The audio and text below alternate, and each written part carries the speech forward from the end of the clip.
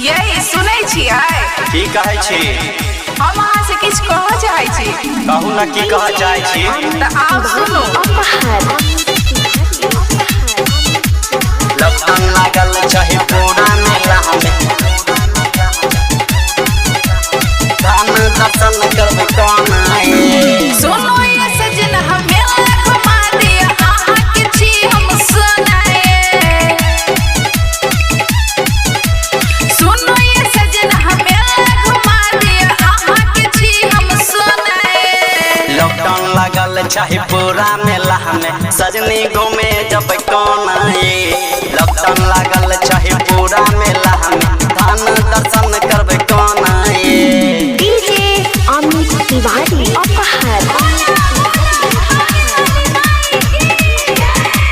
Lockdown लागल चाहे पूरा मेला हमें किसी का भी हो धमाका मासा धाम दर्शन करबै कौन आए। सुना लाग छै घड़ी द्वारे सुना छै अंगना हवा। मैया जी सो हम मंगबै सुन रे गोलाल हवा। बात यहाँ ठीक करे छी बुझ परेशानी के। कोरोना के चक्कर में मंदिर पंचया ना जानी के। लाल के बिना जीव हमको ना डाइने मरे छ जादू टोनाए। लॉकडाउन लागल चाहे पूरा मेला हमें सजनी घूमे जब कौन आए।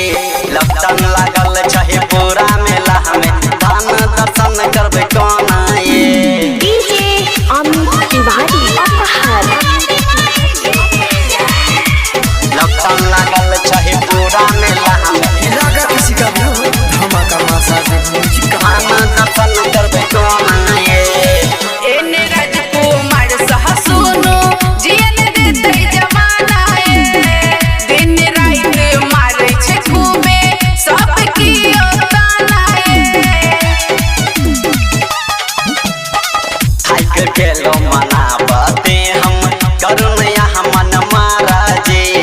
लॉकडाउन के पालन करे छी काम नहीं करब हम पराजे।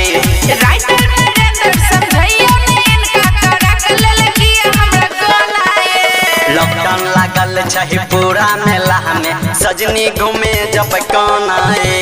लॉकडाउन लागल चाहे पूरा मेला हमें सजनी दर्शन करबै कौन आए। सुनो ये सजन हमें घुमा दिया अहाँ के छी हम सुनाए।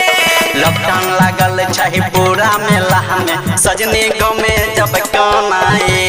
लॉकडाउन लागल